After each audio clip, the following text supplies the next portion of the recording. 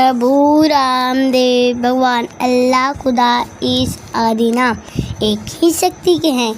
वह कौन है, कैसा है, कहाँ रहता है, किसने देखा है, यह प्रश्नवाचक चिन्ह पूर्ण रूप से हटाने के लिए अवश्य सुनिए जगत गुरु तत्वदर्शी संत रामपाल जी महाराज के अनमोल अमृत वचन। सभी पवित्र धर्मों के और शास्त्रों के आधार पर सत साहेब जी दिया, उसको बहुत फोड़ दिया।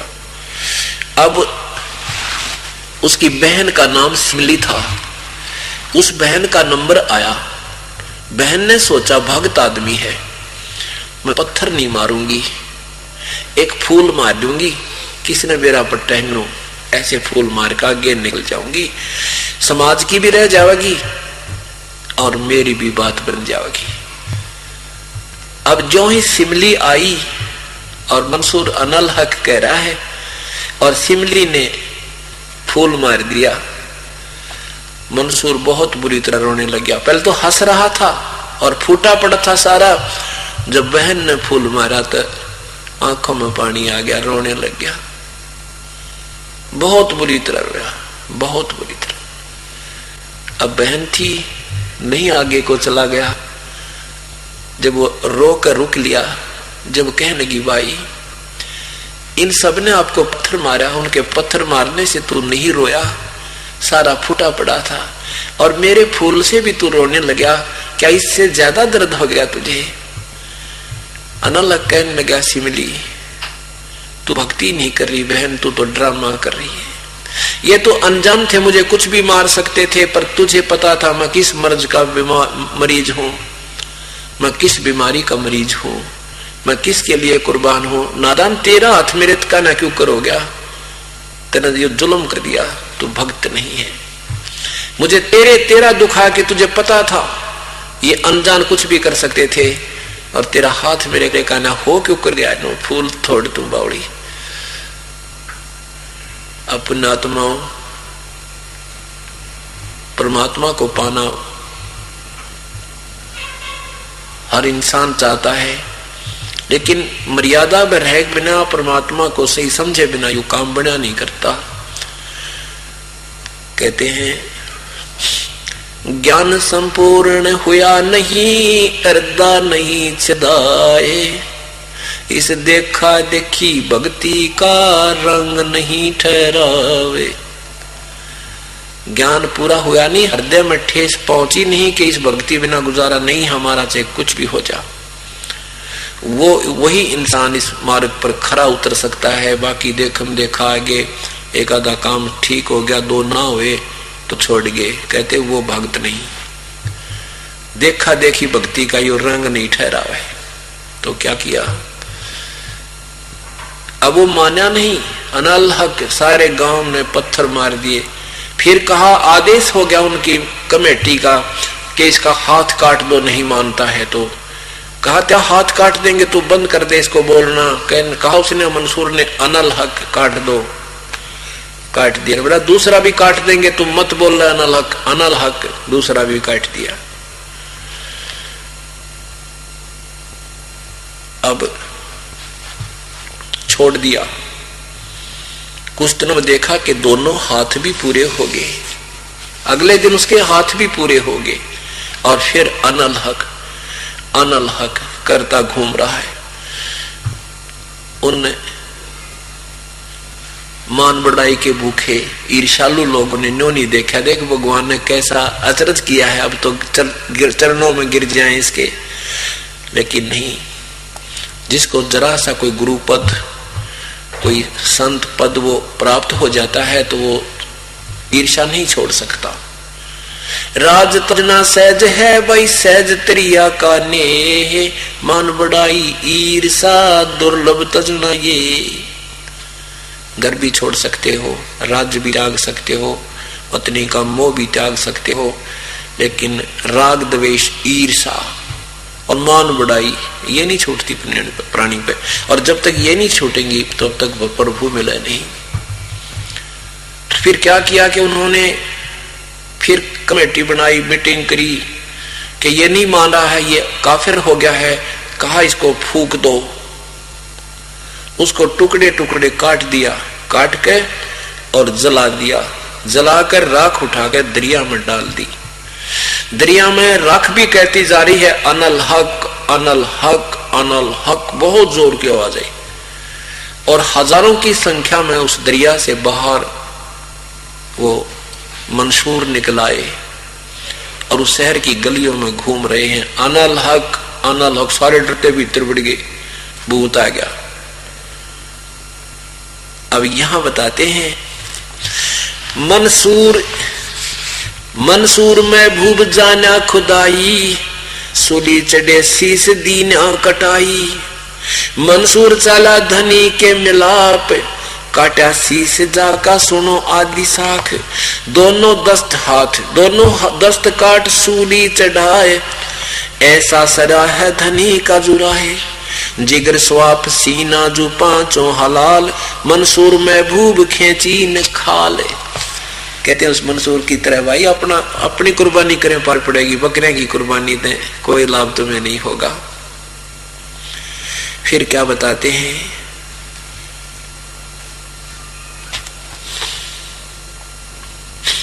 तस्बी गले बिच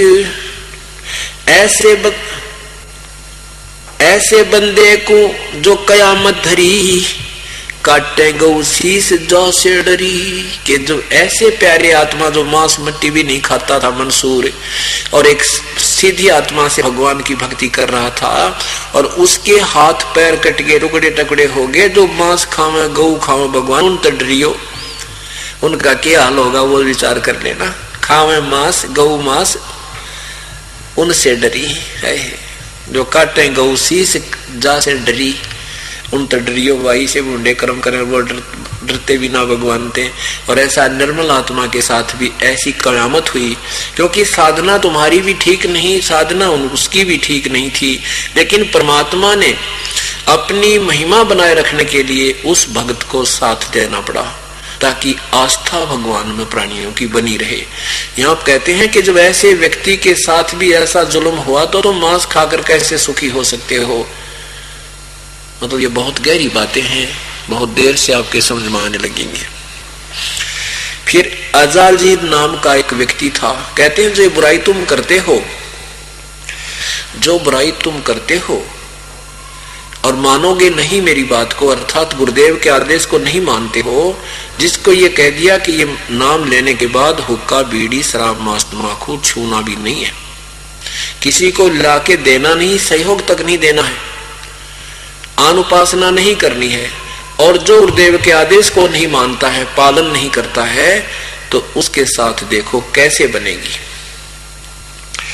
एक अजाजील नाम का एक साधक था, उसके गुरुदेव ने बता दिया कि जो बंदगी करते हैं, प्रणाम करता है, एक यज्ञ के तुल्य उसे लाभ मिलता है। तो उसने अपने जीवन में 11 अरब बंदगी की। जब उसका अंत आया, उस प्रणाम करने के यज्ञ पुण्य से उसको ऊपर जाकर के एक बहुत बड़ा स्थान मिलना था, बहुत बड़ी पोस्ट पद मिलना था, देव पद मिलना था। उससे पहले वहां परीक्षा होती है भगवान के दरबार में, जो अब आपकी यहाँ पर जो तैयारी की करवाई जा रही है। तो यहां से जब आप जाओगे, ये ऊपर की कांचली तो यही रह जाएगी, या कैंचुली, और ये अंदर शरीर ऐसा ही है जो कहते हैं वो थोड़ा सा नूर का है, सूक्ष्म शरीर, उसमें ये प्राणी ऊपर जाओगा। और वहां जाकर के आपको ऐसे ही गुरुजी बैठे दिखेंगे, और वहां पूरा सत्संग सा हो रहा होगा। तो वहां आपके जैसी रिहर्सल यहाँ अपना अभ्यास कर रखा है। किसी के मन में खोट है तो वो मनो का खोटने का नो कंप्यूटर में सामने आ जाएगा।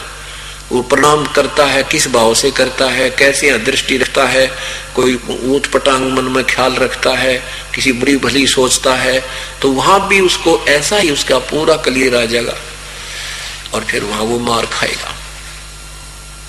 यहाँ तो एक प्रैक्टिकल, यहाँ तो एक वैसे हो रहा है, एक आपस में ये तो ट्रायल मैच बोल रहे ना, वो है एक अभ्यास करवाया जा रहा है कि जैसी भावना आप यहाँ रखोगे ऐसी आपके साथ स्वभाव बनकर वहां ऊपर जाएगा। तो अजाजील प्रणाम कर करके ऐसा स्थान पाने योग्य हो गया। भगवान विष्णु के लोक में पहुंचा और वहां विष्णु जी ने कहा कि अजाजील आपने तो बहुत ज्यादा कमाई की, देखो तेरी लिस्ट मेरे पास आई है, कमाल कर रखा आपने तो। आप एक काम करो, एक व्यक्ति उत्पन्न कर दो। अजाजील ने कहा कि भगवान मैं कैसे उत्पन्न करूं, मुझे बताओ। कि ऐसे कह दे नर भवय। उसने कहा कि नर भवय ऐसे कहते कि नौजवान लड़का सामने प्रकट हो गया, उसने प्रणाम किया, कहा हुक्म करो पिताजी। अब भगवान विष्णु ने कहा कि अजाजील इस लड़के को प्रणाम करो, दंडवत करो। अजाजील कहने लगा इसको नहीं करूं, ये तो मेरा बेटा है, अपने पुत्र मेरे से उत्पन्न हुआ है और पुत्र को पिता प्रणाम करे, कदे भी ना करूं। विष्णु भगवान ने बोले कहा महात्मा जी प्रणाम करो, आप तो इस प्रणाम के कारण तो यहां पहुंचे हो और प्रणाम करने में झिझक रहे हो। ने बोला प्रणाम ना करो, इसको तो कति नहीं करूं, ने वो क्या सटेल सटील। अब भगवान ने सोचा एक निकम्मा बनेगा, गधा खाम खाए, बड़ी बनाई बिगड़ेगी इसकी। तो क्या किया, एक ऐसा गेट था जिसमें आदमी यूं झुककर पार होता था। उस गेट से परली तरफ लड़के को कहा बेटा वहां चला जा तू बाहर। वो लड़का उसके गेट में झुक कर परली साइड जाकर खड़ा हो गया, उनकी तरफ देख रहा है, भगवान की तरफ और इजाजील की तरफ। इजाजील से भगवान ने सोचा कि इसको इधर बलो बला के इधर निकाल ले जाता हूं और इसमें झुककर जाएगा, ये ऐसे कर देगा तो मैं इसकी परिणाम मान लूंगा और यो इसकी कमाई खराब ना होगी। तो भगवान मुकुट समेत ऐसे उसमें से झुक कर और न्यू निकल गया और सामने वो लड़का खड़ा था।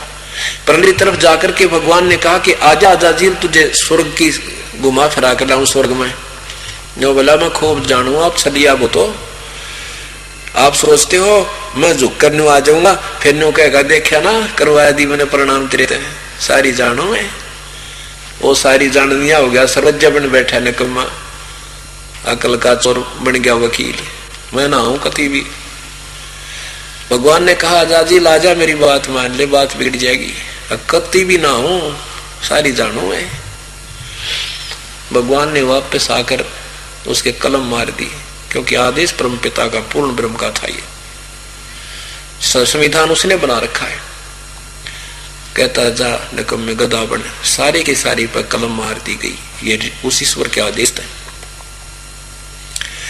उसकी सारी बनी बनाई वो कमाई खत्म हुई, कैंसिल होगी और नीचे आके गधे की जूनी पाई उस अजाजील ने। क्या बताना चाहते हैं? अजाजील बंदा ईरा न गया, धनी का सुखन सवाल मिथ्या कहा। अजाजील ऐसे वो अपना काम बिगाड़ा, उसने परमात्मा की बात का आदेश का पालन नहीं किया और जरा सा पालन ना करने से उसको सारा काम, उसका सारा काम बिगड़ गया। ऐसे ही जो गुरुदेव का आदेश नहीं मानेंगे, परमात्मा कहते हैं ये सोच लेना तुम्हारी सारी कमाई विनाश हो जाएगी। आगे क्या बताते हैं?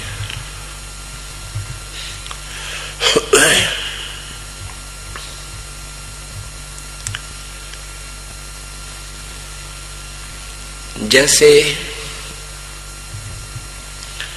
मन तो पावेगा अपना किया रे, भोगेगा अपना किया रे। मन तू पावेगा अपना किया रे, भोगेगा अपना किया रे। राजा राम की कार उलंगी, गई सीता लंक मंजारे। राजा राम की कार उलंगी, गई सीता लंक मंजारे। 10 मस्तक रावण के काटे, विभीषण को राज दियो रे। मन तू पावेगा अपना किया रे, भोगेगा अपना किया रे। क्या बताते हैं कि आप मानते नहीं बालक हो, और संत के वचन का उल्लंघन करने से कितनी हानि होती है उसका दृष्टांत देते हैं, उदाहरण देते हैं कि जैसे वनवास था, भगवान राम को सीता जी और लक्ष्मण जी सारे दोनों साथ थे। वहां सीता जी ने सबने मिलकर एक छोटा सा बगीचा बना रखा था, उसमें फूल फाल ला लिए, झोपड़ी डाल रखी थी। रावण का मामा मारीच एक स्वर्ण मृग बनकर उस बाड़ी को, उस फुलवाड़ी को तोड़ने लगा। तो सीता ने कहा कि ये मृग मुझे लाकर दे दो, मुझे बहुत प्यारा लगता है। राम ने बहुत समझा कि मारीच जंगल में 100 प्रकार के जानवर आते हैं और क्या करेंगे यहाँ पर वो मानी नहीं, जिद कर दी। तो भगवान राम जब चलने लगे तो रावण उसे लक्ष्मण से कहा, लक्ष्मण या तो तू आना नहीं मेरे पीछे, यहाँ जंगल का काम है, कोई भी घटना घट सकती है, अकेली सीता को छोड़ना नहीं। और यदि ये मजबूर कर दे, मैं लेट भी हो जाऊं, तो एक ये मंत्र पढ़कर तू ऐसे चारों तरफ से कुटिया के एक लाइन लगा देना और इसको कहना कि इसे बाहर नहीं आओ जब तक हम आए। ऐसा ही किया गया। पीछे से क्या हुआ कि रावण आ गया एक बाबा जी बनकर, और उसने कहा माई आटा डाल दो। सीता कहने लगी आ जाओ महाराज जी, यहाँ झोपड़ी के निकट आकर ले जाओ। अब साधु रूप में जो ही रावण आगे को चला तो वो जो लाइन लगा रखी थी, वह कार दे रखी थी, उसके निकट जो ही रावण आया तो उसमें से इतनी भयंकर अग्नि निकली कि रावण 10 कदम पीछे भाग गया। और फिर कहता है कि माई तूने साधु को मरवाना था क्या, तुझे महापाप लगेगा, तुझे श्राप दे दूंगा। श्रापों से बहुत डरा करते, पहले ये संत साधु तो सांप कैसे होते हैं, पुछड़ी पापा टेकते, डंक मारा करते, सब डरते थे। अब सीता ने सोचा साधु है ये, तेरा क्या करेगा, कौन सा शेर थोड़ा ही है, तू जाके और लाइन पार करके डाला। इतना सोच के आटा लेकर लाइन तो बाहर गई थी और यहाँ से बाजू पकड़ ली और कंधे पर घेर के और चल पड़ा आकाश मार्ग पे, बिलखती रहेगी। अब देखो पुण्यात्मा, आपकी सोच और संत की सोच में बहुत अंतर होता है। अब राम ने जो कहा था तो सीता ने मानना चाहिए था, अपनी सोच से नहीं करना चाहिए था कि जरा सी लग गए, एक कदम तो लगेगा। वो एक कदम ही उसके लिए कितना भयंकर सिद्ध हो गया। 12 वर्ष तक रावण की कैद काट का आई, वहां खाना न पीना न, बुरा हाल, रो रो का बुरा हाल हो गया इसका। उधर राम रो रहा है, लक्ष्मण न्यारा रो रहा है, ना जाने कितने दुनिया के लाल वर्गे हुए उसको छुटवाने के लिए। तो यहाँ परमात्मा याद दिलाते हैं कि यदि तुम्हें परमात्मा पाना है, गुरु वचन निश्चय कर माने हैं, पूरे गुरु की सेवा ठाने। ये कोई बालका की कही वाणी नहीं है।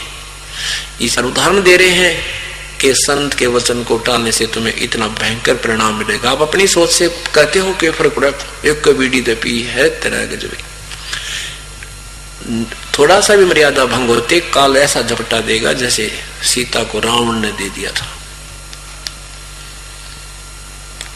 और पुण्यात्मा, ये बहुत गहरे विचार की बातें हैं और इन पर अमल करोगे तभी हम आगे को चल पाएंगे। क्या बताते हैं कि कुछ हमें विकार छुटवाने से परमात्मा प्रेरित करते हैं कि किसी ना किसी तरह यूं ना तो यूं ना तो यूं, किसी ना किसी तरह तो ये अपने इन बुराइयां न छोड़ दो। ये सारी सत्य है, ये सत्य घटना घटेंगी। हमने जरा सी लापरवाही करी तो हमें बहुत इसका भयंकर परिणाम भोगना पड़ेगा।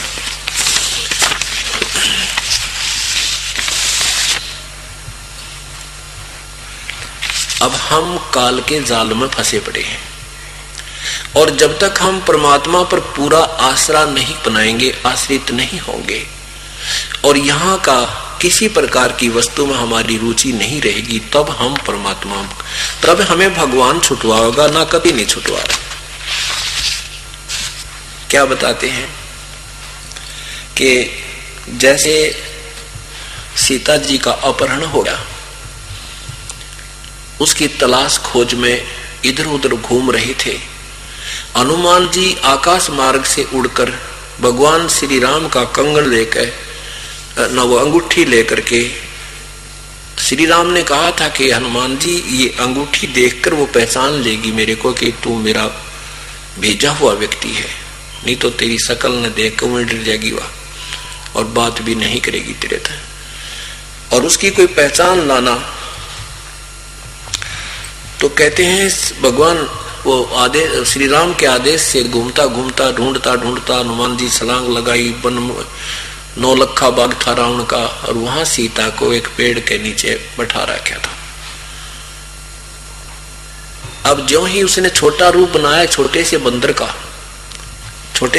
का रूप बनाया हनुमान जी ने। एक सिद्धि होती है, पहले सिद्धि बहुत होती थी, क्यों सतयुग से साधना करते हुए आ रही थी पुण्यात्मा, फिर उन तब तक कमाई रह रही थी वह, तो वो छोटा बंदर का रूप बना के वृक्ष के ऊपर बैठ गया और ये गतिविधि देखने लगा कि ये कैसे रहती है, यहाँ के लोग कैसा व्यवहार करते हैं माँ के साथ।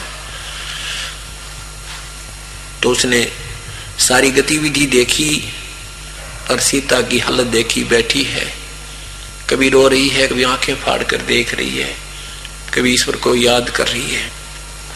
कुछ देर में ऊपर से हनुमान जी ने भगवान श्री राम की अंगूठी जो लेकर गया था वह डाल दी।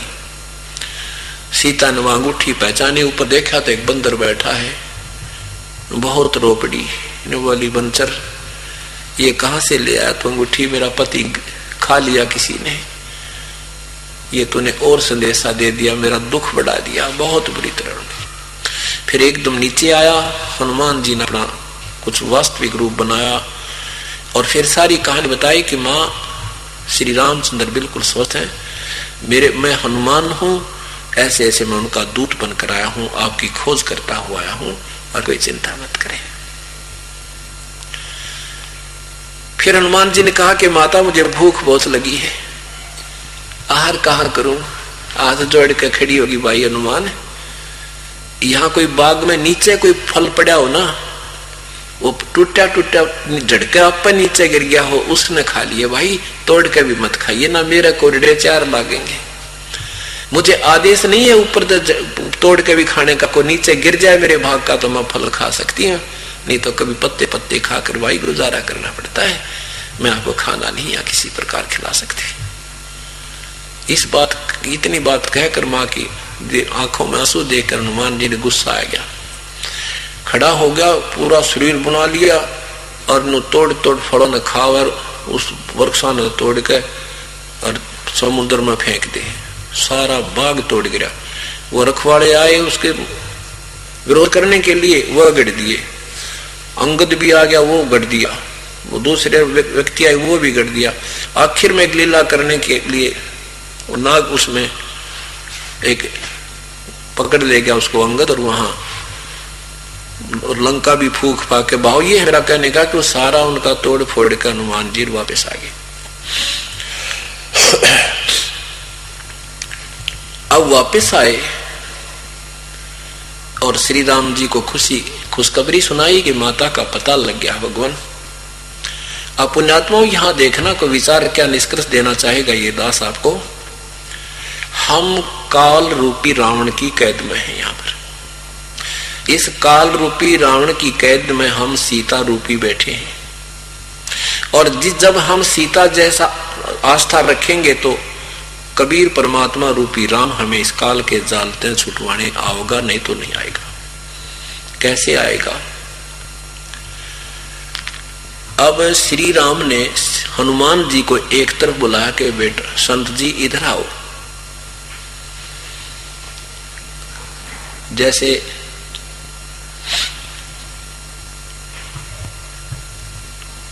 ये पुलिस वाले पूछा करते हैं CIDC करके, यानी उसी के मुंह से ये कहलवा लेते हैं घुमा फिरा कर, जैसे वकील लोग होते हैं तो उसी को कहा देते हैं, उसका दोष एक्सेप्ट करवा लेते हैं। ऐसे तरीके से हनुमान जी से प्रश्न उत्तर श्री राम ने किए। क्या पूछे? हनुमान जी, भगत जी रोटी कहाँ खाई आपने? रावण के महल में गए होगे, बड़ा बढ़िया भोजन, कैसा भोजन बनाते हैं वहां रावण के घर पे। अब हनुमान जी के कौन से बालक थे वो भी समझे थे श्री राम कौन सा स्टेशन पकड़ रहे हैं। अब श्री राम जी ये सोचना चाहे थे जय वो। अच्छा फिर पूछते हैं कि गले में सीता ने बड़े सुंदर हार पहन रखे होंगे, क्योंकि रावण तो बड़ा धनी राजा है ना, कैसे कपड़े पहन रखे थे, बड़े सुंदर कपड़े पहन रखे होंगे। क्या वो रावण के पास जाती थी क्या, देखी हो तूने? अब वो देखना ये चाहते थे कि यदि सीता ने रावण को समर्पण कर दिया है और उसकी उसमें आस्था हो चुकी है तो हम उसको लेने नहीं जाएंगे, छुड़वाएंगे नहीं, क्यों दुनिया मरवाई। और यदि उसकी चाह उसमें बनी नहीं और हमारी चाह घटी नहीं है तो फिर कुछ सोचेंगे। इस दृष्टिकोण से हनुमान जी से श्री राम वार्ता कर रहे हैं, हालचाल पूछ रहे हैं और हनुमान जी के उत्तर दे रहे हैं। आदरणीय गरीबदास साहिब जी की अमृतवाणी में कितना सुंदर चित्रण है। अरे वंचल क्या खबर कपिलाए। अरे वंचल, श्री राम पूछते हैं हनुमान जी से, अरे वंचल क्या खबर कपिलाए।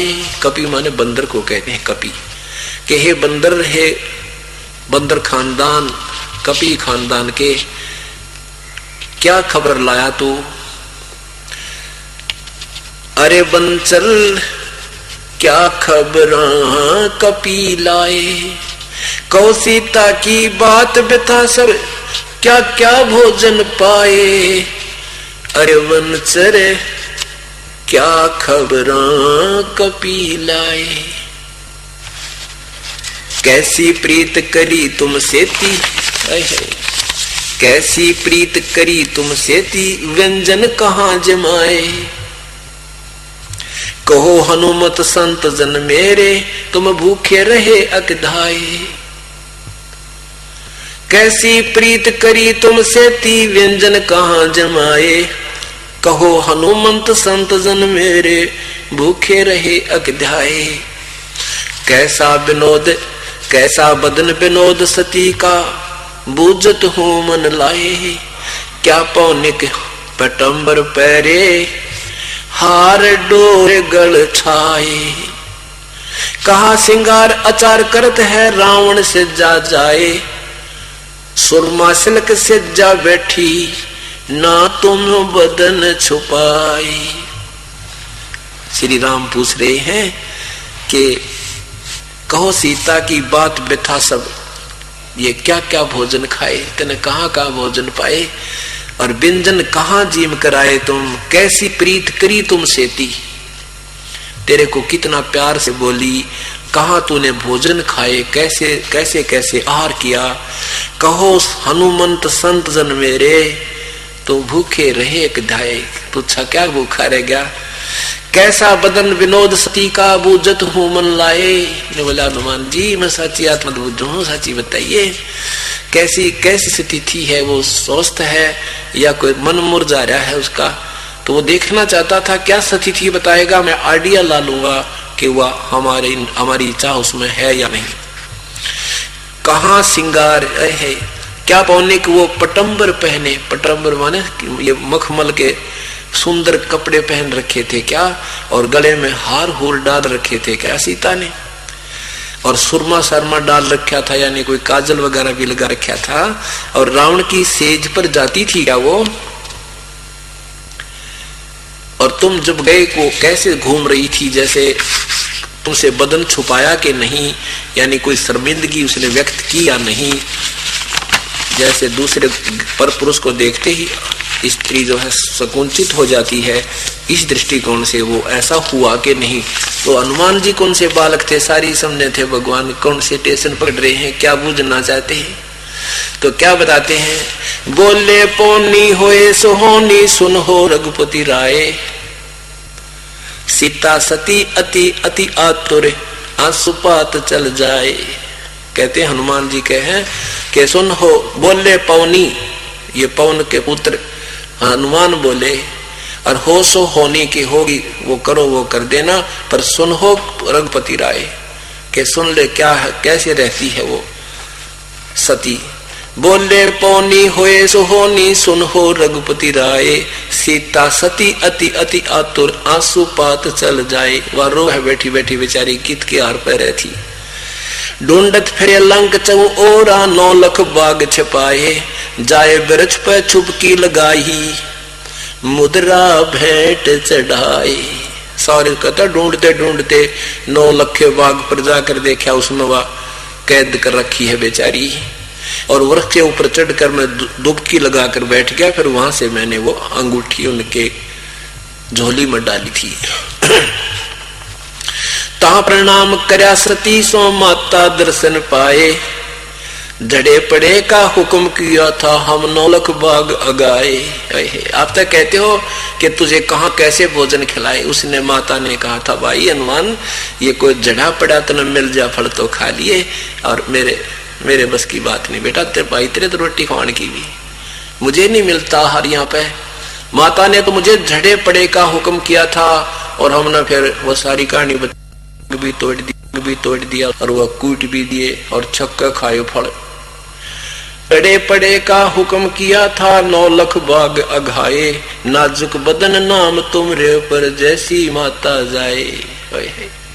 कहते हनुमान जी कह रहे हैं कि भगवान जो तेरे मन में खोट है ऐसी माता नहीं है, वह तो ऐसी है जैसे माँ के गर्भ से यानी कति ज्यों की त्यों है, उसमें कोई दोष रावण के प्रति नहीं है।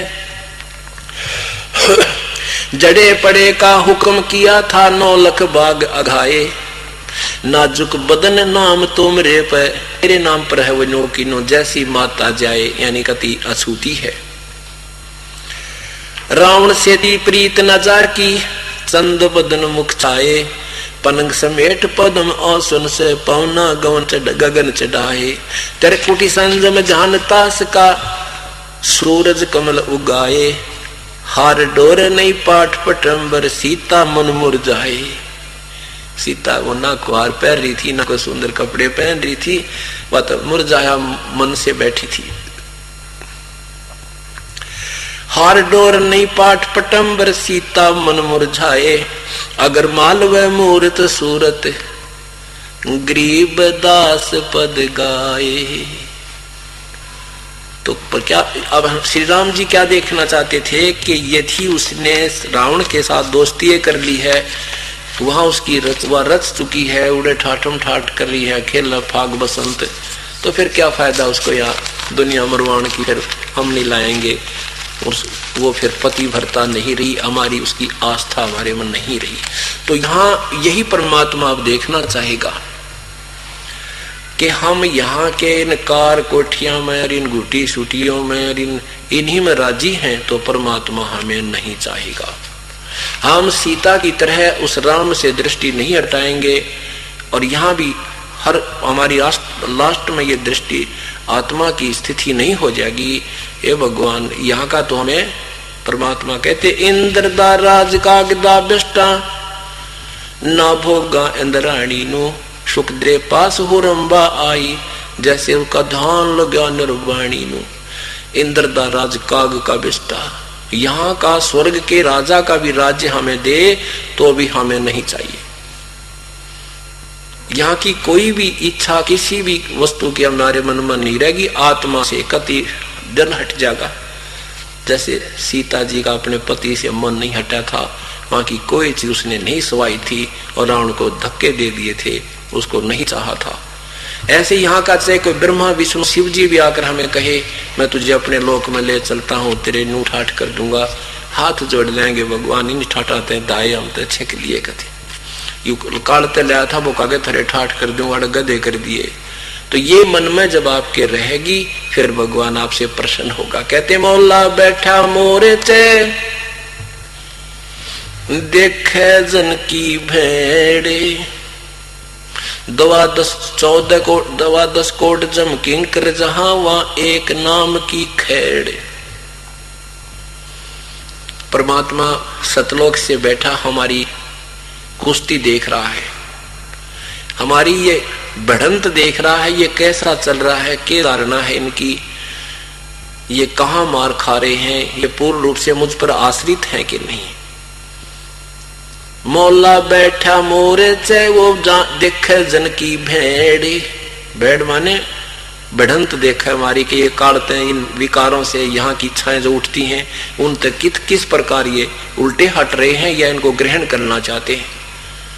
और फिर जब आपके ऊपर आपत्ति आएगी, यम के दूत आपको घेरने लगेंगे मान लीजिए, तो कहते हैं वहां नो नाक लियो, हाय मां मर गया, हाय बाबू पिताजी आ जा ना, कहते ये नाम सिमरण श्वास का कर देना। उस एक श्वास के सिमरण से उनका ऐसी खैड़ लगेगी नो उथल पुथल होते जाएंगे, जो किसी बलि दिखाई देते तुम्हें। तो वहां तरीका जो बताया है, जैसे रिहर्सल कराता है कोच प्लेयरों को, अब हॉकी खेल रहा है और हॉकी ने तो गेर देर ऊंच बेल हाथ तो करने लग जाए मौके पे, तो गया काम, तो हाथ भी फूटे और गोल भी हो जाए। तो आपने जो हथियार बताए हैं उन्हीं को प्रयोग करना हमने।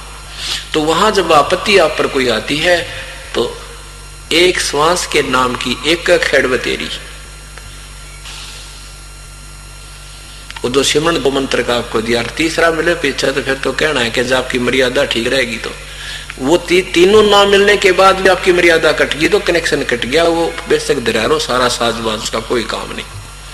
आपने खूब फैक्ट्री ला रही, खूब मशीन बढ़िया ला रखी है, कनेक्शन कट गया, वो उड़े खड़ा रहेगा, लो आने वो का लो। तो ऐसे तीसरा नाम लेन बहुत गजब की चीज है, लेकिन ये मिलने के बाद फिर त्रुटि कर दी तो कनेक्शन कट ऑफ है, तो कुछ भी नहीं है। तो कहते हैं बाजी से राजी नहीं ये संतान नाल खुशहाले,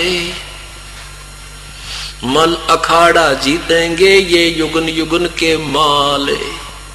कितनी प्यारी बात कही है। परमात्मा उससे प्रसन्न नहीं है जो संसारिक यहाँ की सुविधाओं की तरफ आसक्त होता है, यहाँ की लोक लाज को देखता है।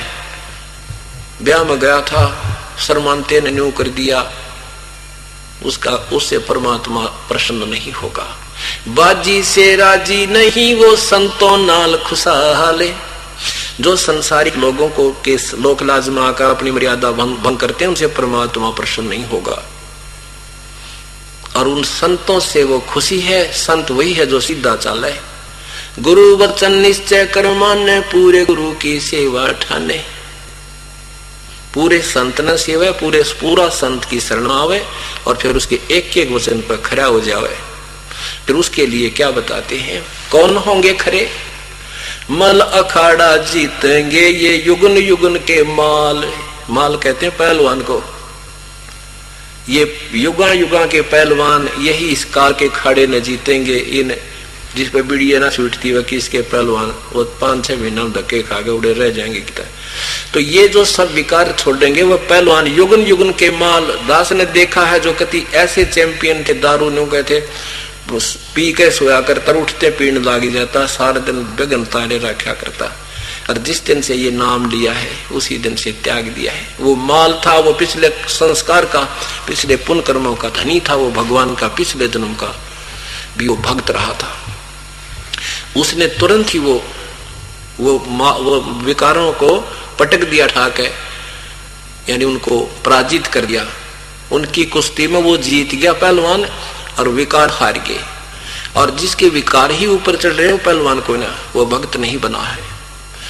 तो कहते हैं बाजी से राजी नहीं ये संतान नाल खुशहाले, मल अखाड़ा जीतेंगे ये युगन युगन के माल। ये बहन बेटी भाई बुजुर्ग नन छोटे छोटे बच्चे तो सत्संग में आ रहे हैं और ये वो माल है। कह जन्मा की पहलवान कश्ती कुश्ती का तैयार है। हम ये साधना करते करते अब लास्ट गेम आ गया, समझ लेना। अब लास्ट मैच है, ये आखिरी, ये युग फिर सूत नहीं बैठेगा आपका। तो कहते हैं यही जीतेंगे युगन युगन के माल, उस परम पिता को यही पाएंगे। फिर क्या कहते हैं भगवान, समझा है तो सिरधर पाओ, बोर नहीं रे ऐसा दाव। यदि तुझे समझ में आ गया है कि मानव शरीर बार बार नहीं मिलता, मानव शरीर मिल गया तो ऐसे संत और ये मार्ग नहीं मिलता, और मनुष्य शरीर प्राप्त करके भक्ति नहीं की तो ये जीवन व्यर्थ हो जाएगा तेरा। समझा है तो सिर धर पाओ। सिर पे पांव रखना, इतना तेज दौड़ना जैसे आपत्ति में कीता कदम टेक्या करे। जैसे पहले छोटे छोटे से थे ना, और कोई काम बस घर के पहले क्या हुआ करता, एक पहला पौड़ी होती, फिर एक साल होती, साल के पाछे एक सोपा हुआ करता, कति बंद कमरा कोठड़ा सा, और मोमबत्ती दीवे जाए हुआ करते, दिन में तो उनको भी नहीं लगाने दिया करते करके। तो शाम के समय जब उसमें कहते ना उस सोपे में लास्ट कमरे में अंधेरे में ये चीज उठा के, वो लड़का बच्चा कोई चीज उठाने चला जाता और बाहर से कोई न्यू कह देता ना छोटा दूसरा भाई, आलिया भूत किते किते टांक मारा करते नु बाहर खड़े पाते, इतनी स्पीड तो भागते उस कमरे में आते। तो कहते समझा है तो सिर दर पाओ और बहर नहीं रे ऐसा दाओ। समझ में आ गया है तो इतनी स्पीड तय, इतने वेग से लग जा कि भक्ति पे, सिमरन पे, सत्संग सुनन में कोई से कमी पीछे मत रहना और बेड़ा पार हो जाएगा। बोलो सतगुरुदेव की जय। पूर्ण ब्रह्म सारी सृष्टि के रचनहार कुल मालिक कबीर देव, कबीर परमेश्वर, हम कालजाल में फंसी हुई भोली आत्माओं को हमारे अपने मूल ठिकाने की याद दिलाते हैं।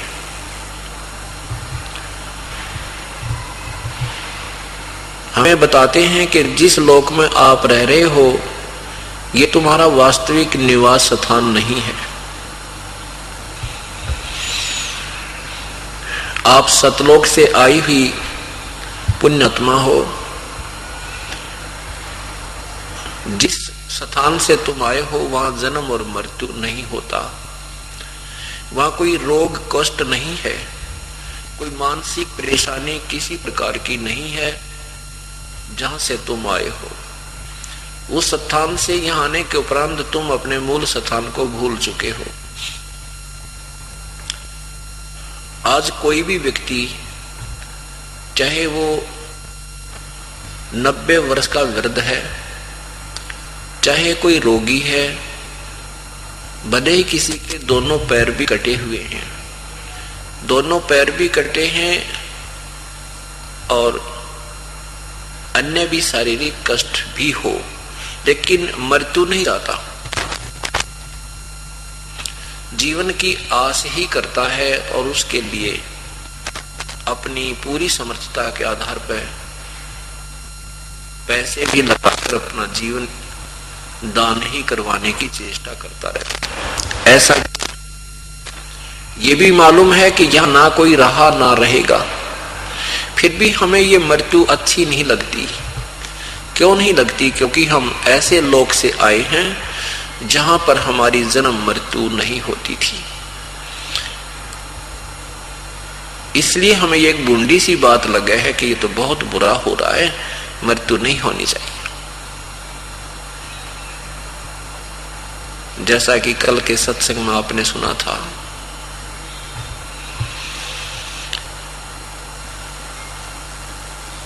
कि पतझड़ आवत देख के बन रोवे मन माही, जो ऊंची टहनी पात थे अब पीड़े हो जाई।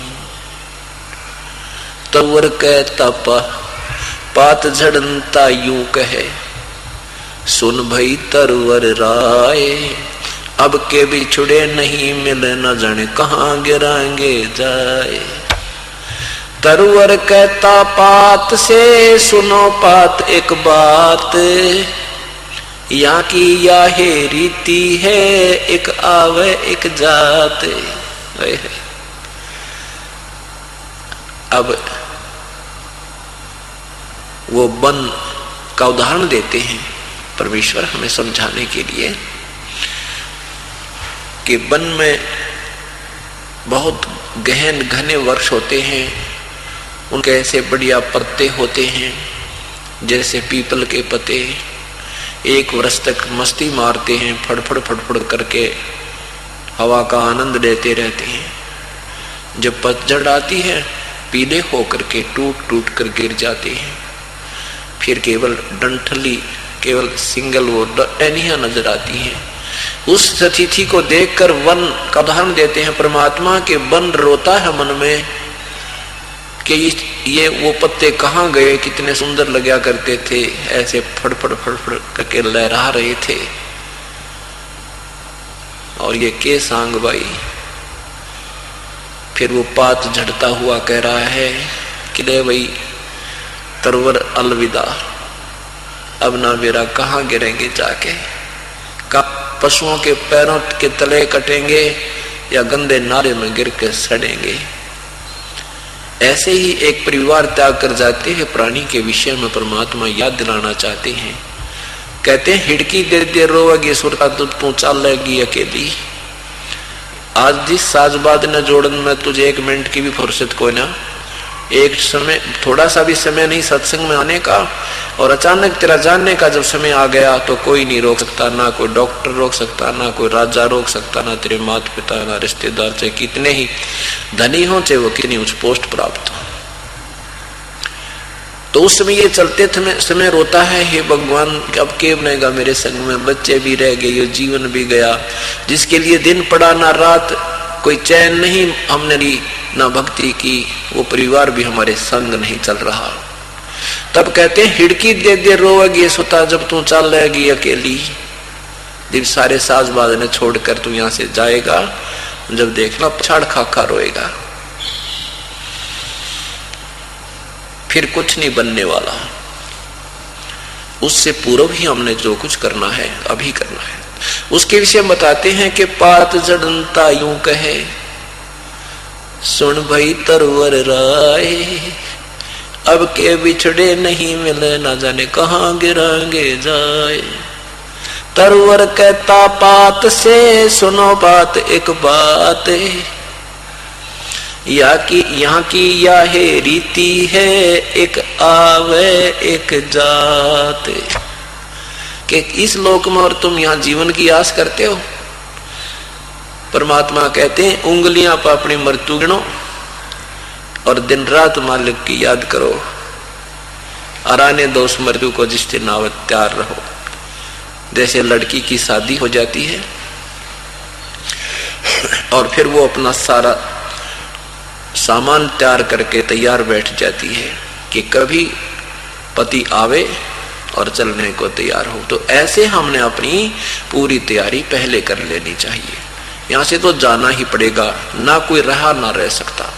इसको अपना नहीं माने, इसको एक रेस्टोरेंट मानना चाहिए। जैसे हम रेस्टोरेंट में जाते हैं, रात्रि में रुकते हैं, वहां सारी सुविधाएं होती हैं, लेकिन हमें पता होता ये अपनी नहीं है। तो सुबह चलते समय हमें उनका कोई मलाल नहीं होता कि मेरा टीवी रह गया या वो टेलीफोन रह गया जिसको 2 दिन 4 दिन रुक के प्रयोग किया था, वो अपना होता ही नहीं, अपने मन में भी नहीं आता। तो जब आप इस तत्व ज्ञान से परिचित हो जाओगे, आपको ये कोठी कार अपनी नहीं दिखेंगी। ठीक है, रहो इस होटल में, तब तक इसका प्रयोग करते रहो, सदुपयोग करो, सत्संग में आओ, उसको परमात्मा के चरणों में आकर अपना ज्ञान सुनो, साथ में अपना पेट के लिए धंधा भी करो। आपका जो संसारिक कार्य भी वो भी परमात्मा ही सुचारू करेगा। जब इंसान अपने कार्य को करते करते थक लेता है, सब काम उल्टे होने लग जाते हैं, तब परमात्मा की ही आस इसे होती है। तो उसके लिए परमात्मा बताते हैं कि दुख में सुमन सब करें, सुख में करे ना को, और जब सुख में सुमन कर ले फिर वो दुख क्यों हो। जब एक दुखी प्राणी अपने घर परिवार में सुख के लिए परमात्मा की तलाश करता है, यदि वो पहले से ही प्रभु के चरणों में हो तो फिर कष्ट आवे को नहीं। एक तनमुनिया होवे 5 जर्सी पर रजाई लेवे, एक पहले पर बंद कर लेवे, तनमुनिया होवे को नहीं। इसलिए कर्म की मार उस प्राणी पर नहीं आएगी जो कबीर परमेश्वर की विधिवत साधना कर रहा है। लेकिन हम साधना भी करते हैं और वो भी गलत करते हैं।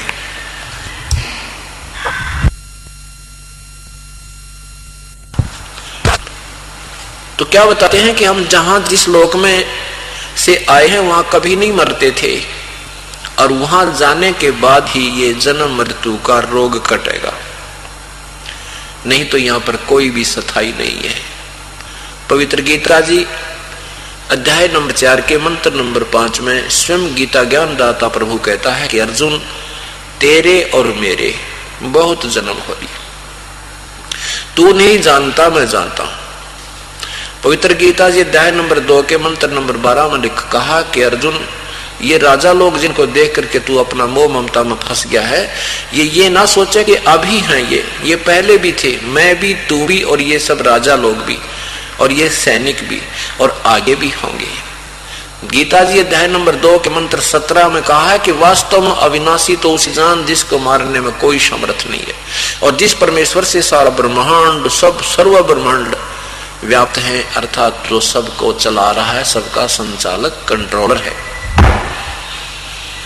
उसी के विषय में संकेत दिया है कि 15वें अध्याय के 1 से लेकर 4 तक 16 और 17 में 16 और 17 मंत्र में तीनों परमात्माओं की न्यारी न्यारी व्याख्या दी है। ये क्षर पुरुष, ये ब्रह्म है, गीता ज्ञान दाता, ये तो तुरंत ही नाशवान समझो।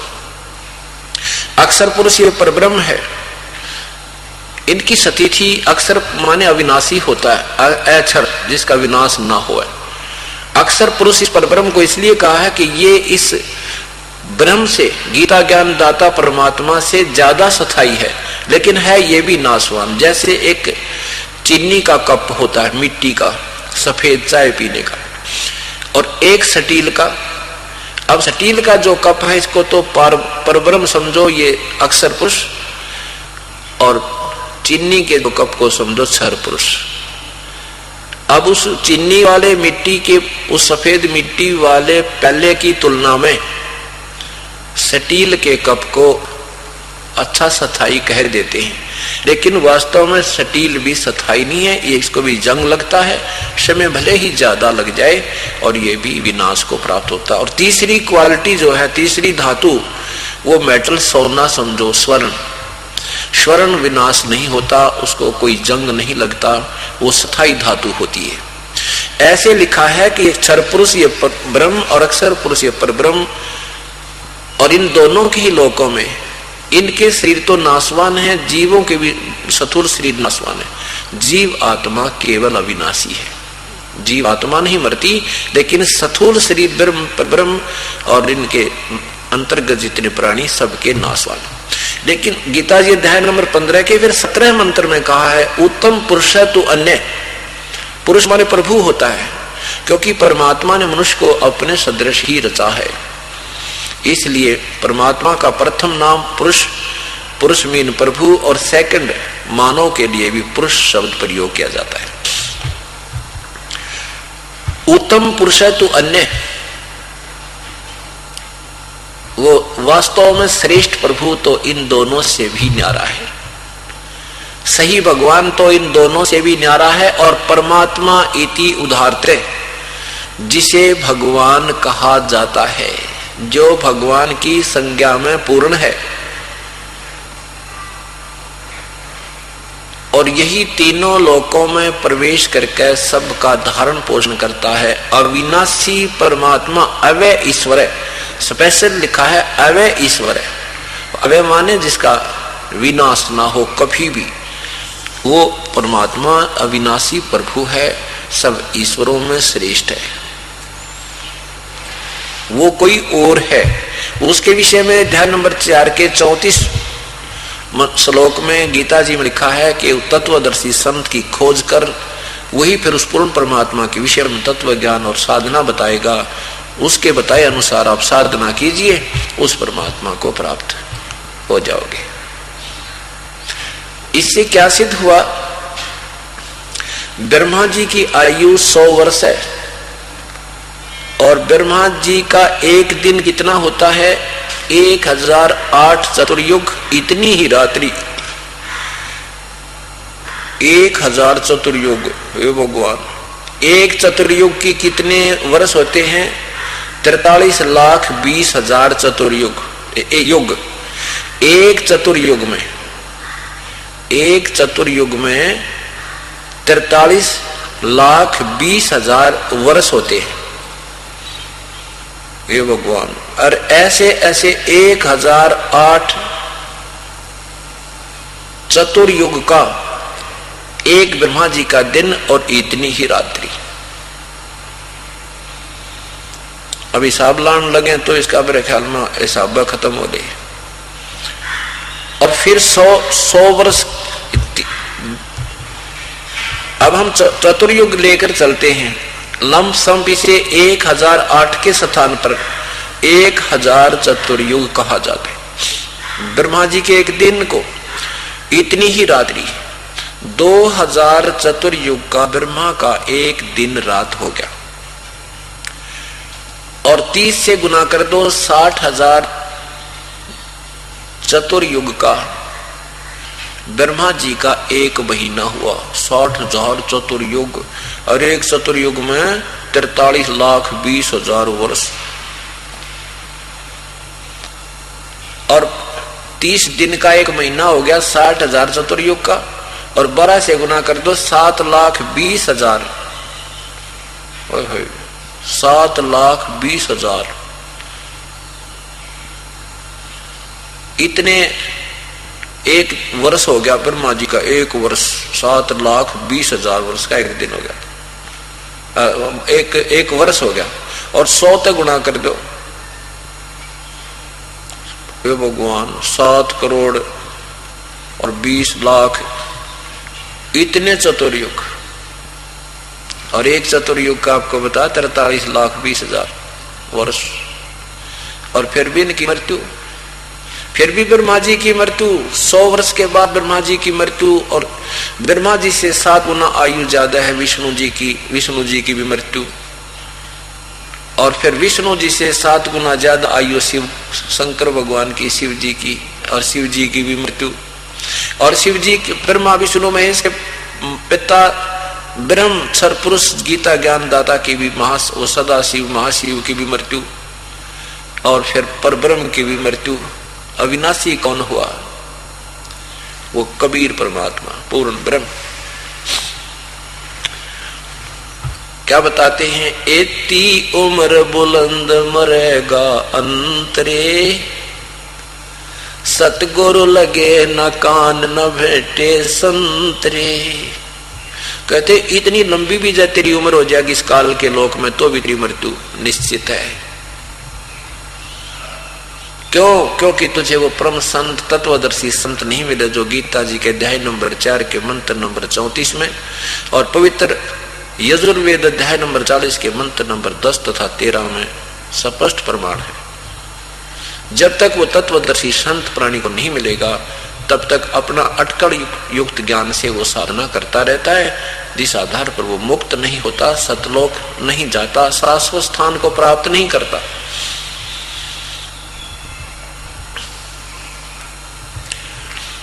जग सारा रोगिया रे, जिन सतगुरु वैद न जाण्या, जग सारा रोगिया रे, जग सारा रोगिया रे, जिन सतगुरु वैद न जाण्या, जग सारा। जन्म मरण का रोग लगा है, तृष्णा बडरी खांसी, जन्म मरण का रोग लगा है, तृष्णा बढ़ रही खांसी। आवागमन की डोर गले में पड़ी काल की फांसी, जग सारा रोगिया रे, जिन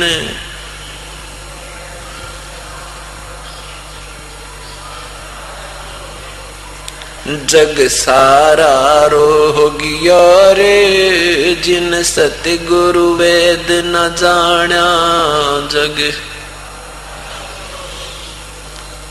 भाई साचा सतगुरु कोई न पूजे, झूठों जगपतियासी, साचा सतगुरु कोई न पूजे, झूठों जगपतियासी।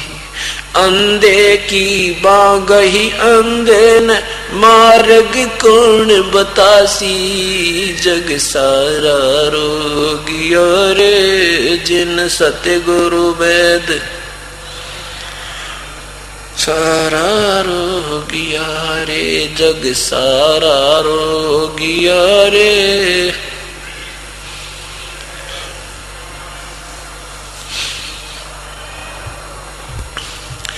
भाई देखा देखी गुरु शिष्य बन गए, किया ना तत्व विचारा। देखा देखी गुरु शिष्य बनेंगे, किया ना तत्व विचारा। गुरु शिष्य दोनों के सिर पे यू काल ठोके पंजारा। जग सारा रोगियो रे जिन्हें,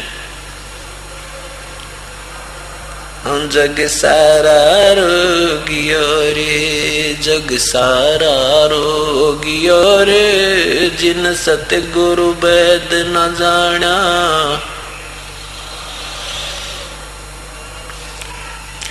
कहे कबीर सार शब्द सर जीवन बूटी। गैस गैस अंग लगावे, सार शब्द सर जीवन बूटी। गैस गैस अंग लगावे। कहे कबीर तुम सत कर मानो, ये जन्म मरण मिट जावे।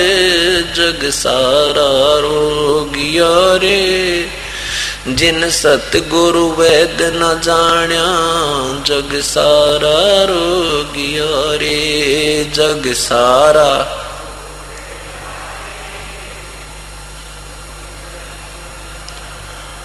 जग सारा रोगिया, सार शब्द सर जीवन बूटी। गैसे गैसे अंग लगावे, सार शब्द सर जीवन बूटी।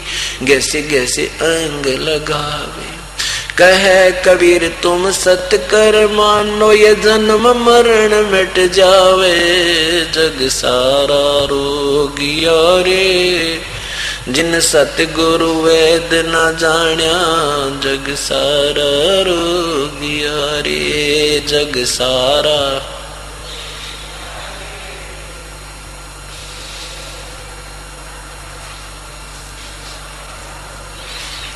सत साहिब